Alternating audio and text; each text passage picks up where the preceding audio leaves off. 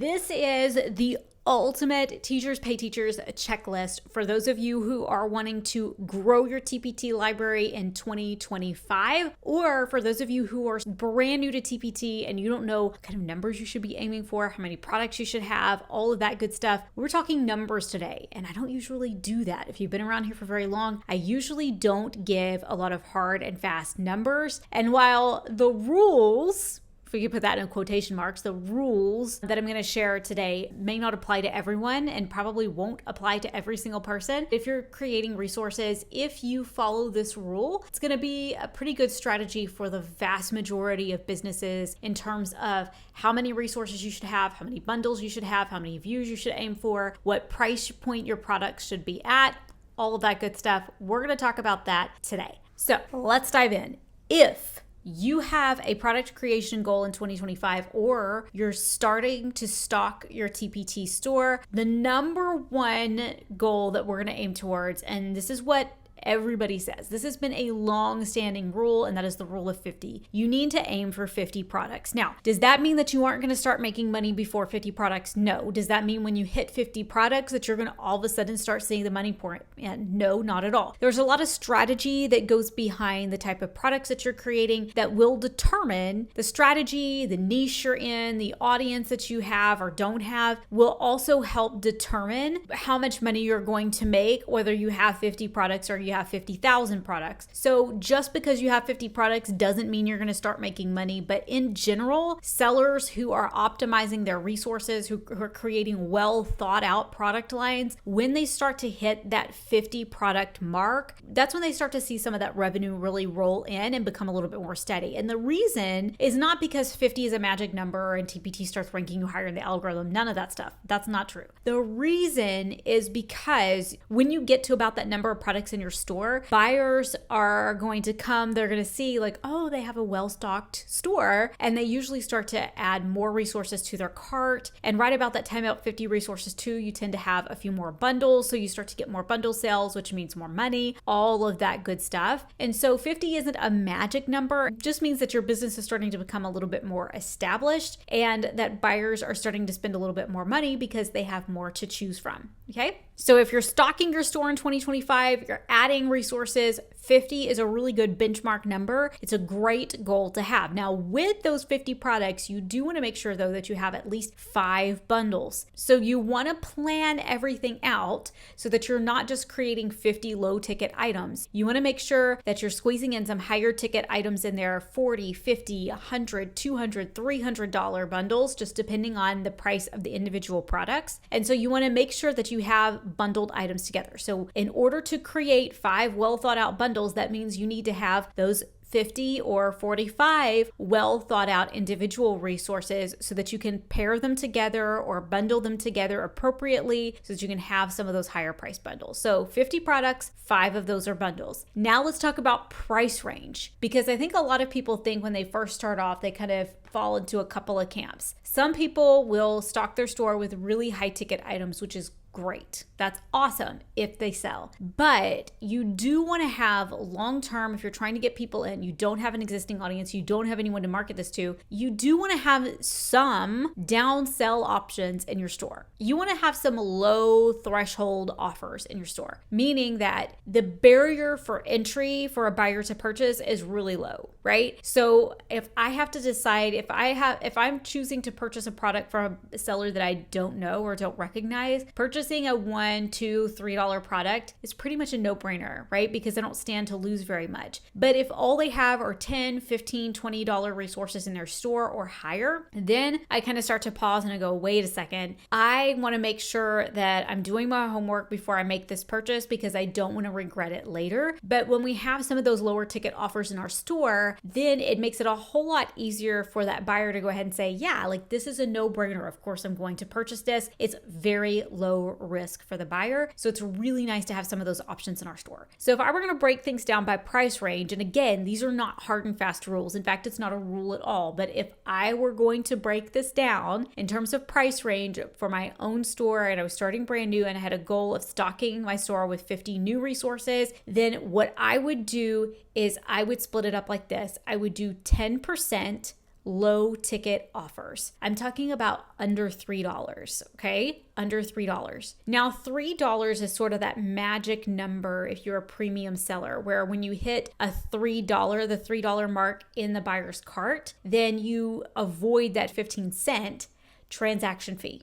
Okay, so a lot of sellers will say, like, don't make anything under $3, or at least that's what they used to say. Don't make anything under $3 because if it's less than $3, you run the risk of getting hit with that 15-cent transaction fee, and then you're just kind of losing money on that, which is a great strategy. It's a great way to think about it. If we're creating resources that are like $2, $2.50, you really do want to start to think, okay, how can I beef this up and get it to the $3 mark so that I'm not getting hit with that additional transaction fee on a resource that already isn't making me very much money. However, if I'm creating really strategically, like for example, I have a line of dollar resources in my math store and they're $1, right? I can whip those things up so fast though, because there's not much to them, because they're $1, right? So it's not like I'm creating this full product and then discounting it down to $1 and undervaluing the product. It's not like that at all. It's that I purposely designed the product so that it would only be worth $1. So for example, I have some task cards that are like mini task card sets. They only have 8 task cards. That's 8 math problems. That's nothing, you guys, right?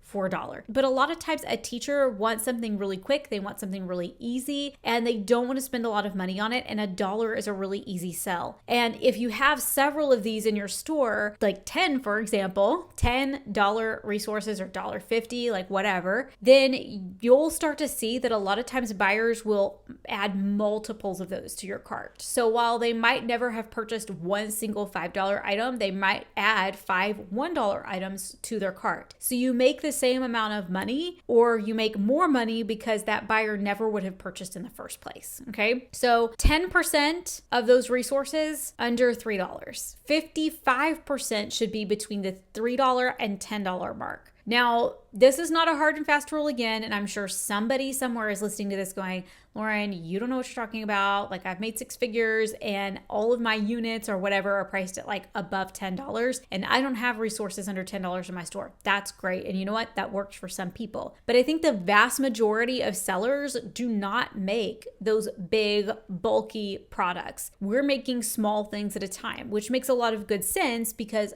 most of us are moms, teachers. We wear multiple hats. And so creating a resource start to finish that's worth $10 or more could take us a really long time. So most of us are creating resources that are going to take us just a little bit of time to create. And so having 55% of your store be between $3 and $10, I think is a really solid number. Now we got to make up the rest of that 35%, and that's going to be resources that are, or listings that are above that $10 mark. Now this doesn't mean that you have to create resources that are priced at $10 or above. This could be mini bundles, big bundles, or it could be larger ticket items inside of your store. I would just aim for having about 35% of your products be above that $10 mark. Now, having said that, if I were to tally it up, I probably do not have 35% of my products in that top range. But I know, because I'm in your data playbook, I know that the average cost per product for me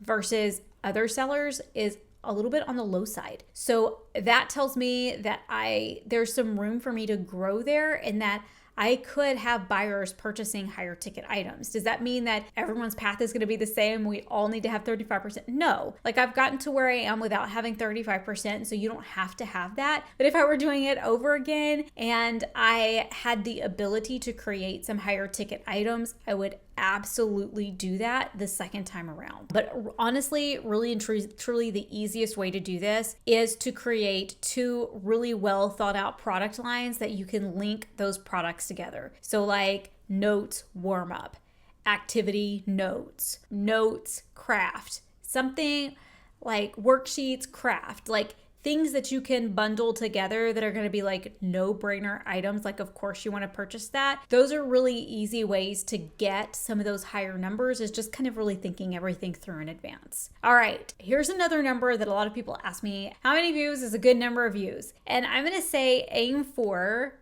10,000 views. Now, I'm not going to put a timestamp on this. I'm not going to say 10,000 views a month, 10,000 views in a year or anything like that. But this is mostly just for those of you who are just starting off. For those 50 products that you've created, you want to try to think about, how can I get 10,000 views? And you could put the time frame on it. You could say a month, because that may be doable for you depending on whether or not you have an outside audience. You could say a year. You could say 6 months. You could say a quarter, whatever. Pick what you want. Just know that 10,000 views, if we have a decent conversion rate of about 10%, is going to be roughly 1,000 sales. So if you're wanting to make 1,000 sales and your average product in your store is worth $5, that would be $5,000 in sales, and about 80% of 5,000, what is that? 80% of 5,000, 8 is 4,000, so about $4,000 in earnings. Those are some like super rough numbers to just give you a general idea of like, okay, if I want to make $4,000, then I need to get 10,000 clicks on my product. So whether you're getting those clicks from search engine optimizing your resources, being really smart and strategic with what types of resources you're making, strategically adding upsells, downsells, cross sells to your resources, or driving traffic through social media marketing, email marketing, blogging, Pinterest, whatever. However you're getting those, I would aim for 10,000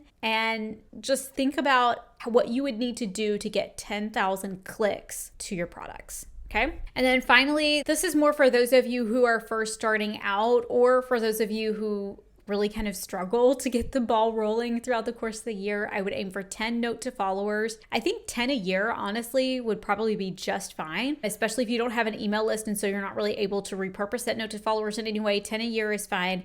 But even just getting those first 10 out, I think is really great. And then one email opt-in in every product you have. That is a really big one. So whether that's your goal for the next year in 2025, or if that's your goal for as a new seller, is just to make sure you have an email opt-in in every product, that should be a goal for every single seller, is to have an email opt-in in every product. Now, this one can wait if you're brand new and you're a little bit leery of email marketing, you haven't started yet, and it makes you feel really nervous to even think about that one. That one can wait, but you do want it to be a goal. Don't take it off your list, because I promise you it can really change the game and help you out long term for growth in your business. So that was the ultimate TpT growth checklist. 50 products, 5 of them are bundles. Follow the 10, 55, 35 rule, with 10% of resources priced under $3, 55% between 3 and 10, and 35% of your listings being $10 or above. You want to aim for 10,000 views at least if you're trying to earn about $4,000, assuming you have a great conversion rate. Send 10 note to followers, just check that off, and then add one email opt-in to every single product. Now's the time for me to ask something from you. If you would please hit the like button, give me a thumbs up if you enjoyed this video, and hit that subscribe button. When you engage with my content, it helps other sellers find me. And I've been doing this for a really long time, you guys, and I'm ready to up my YouTube game. So if you're subscribed, but you don't have the little notifications turned on, then enable those notifications so that you get alerted whenever there's a new video posted. YouTube gets content first. So you guys get the new video before it drops on the podcast. But if you're more of a listener, make sure and check out the Rebranded Teacher podcast. You'll find a link down inside of the description. Thanks so much for being here, you guys. I'm going to see you in the next video.